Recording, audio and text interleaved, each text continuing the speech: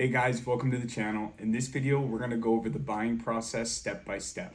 We've actually developed a buyer guide that goes over a lot of things in a little bit more detail than we are today.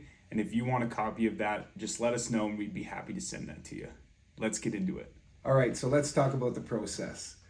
Get expert advice to help you buy with ease so you can achieve your success. Here at Cal, we've broken down the buying process into 8 steps.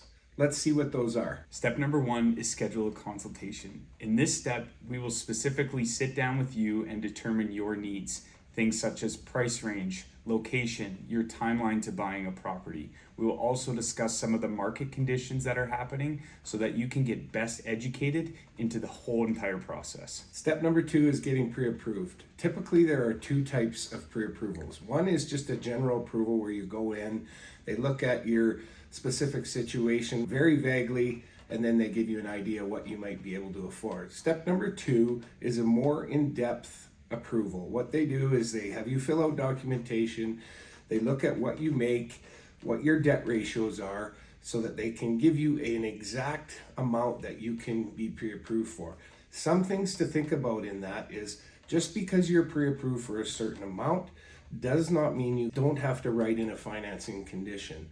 The reason being is when they go to do the condition, the bank also has to approve the property. So it's important that we write a financing condition if that is important to you so that we can make sure that you're covered. Step number 3 is to start your search. This can be broken down into 2 points. Point number 1 is to create a custom buyer's profile that will ensure you that you receive all active listings as well as new listings as they come to market to your specific criteria. The second point is to ultimately book some showings and narrow down your needs. Step number 4 is writing an offer. Once you've gone on some showings and you've picked the property that you like, it's time to sit down and write the offer.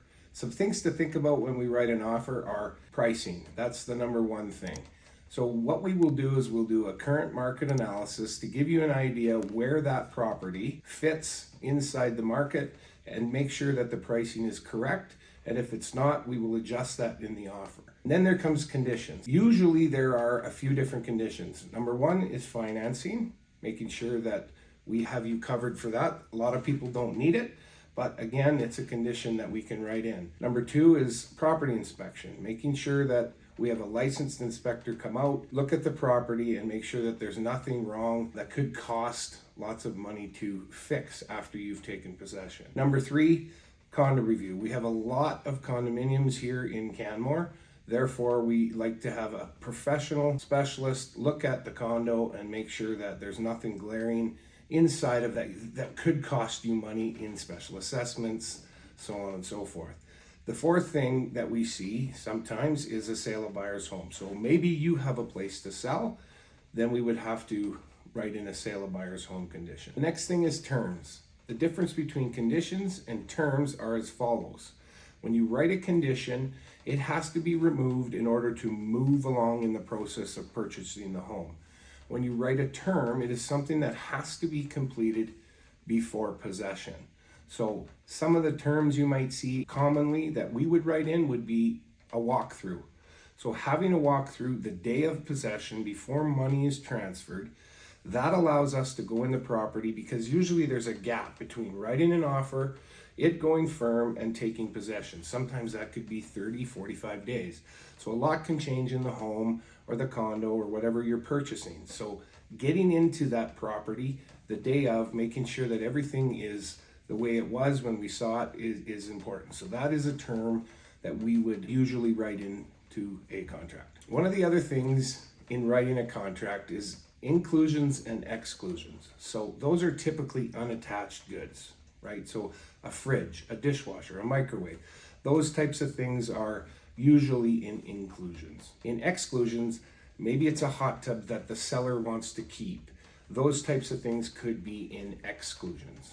Step number 5 is negotiating. In this process, there's really 3 things that can happen once you submit your offer. 1 being the offer gets accepted by the sellers. 2, the offer gets flat out rejected by the sellers. Or 3, the offer is countered. Now, when the offer is countered, usually the seller will change things. The most common thing we'll see is price. So they will want more for their home if we came in under value or something like that. There could be inclusions, exclusions, little things that can be changed in a counteroffer.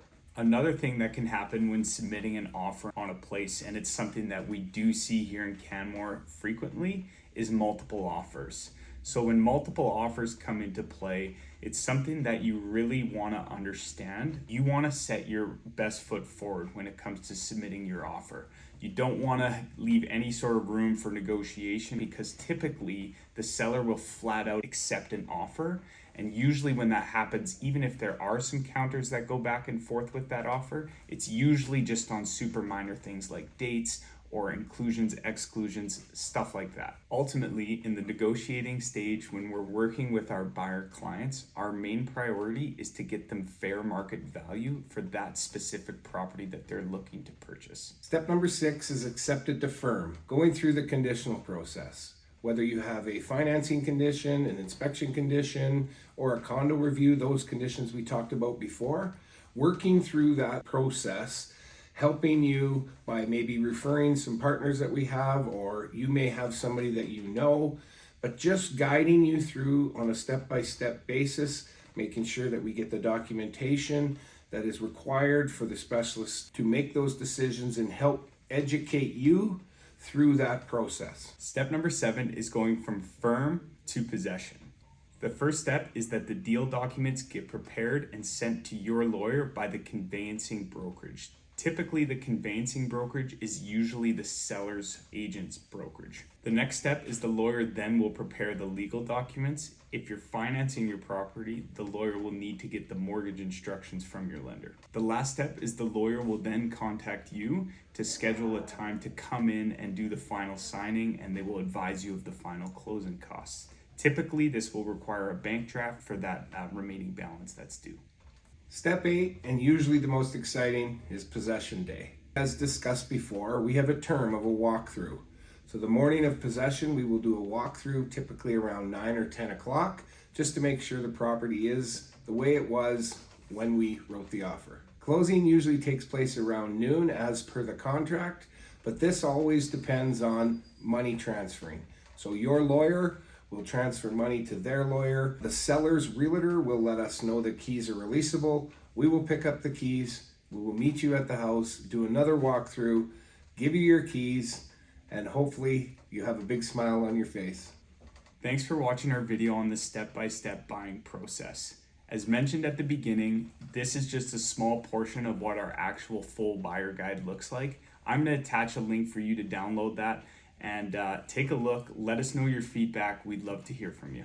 See you next time.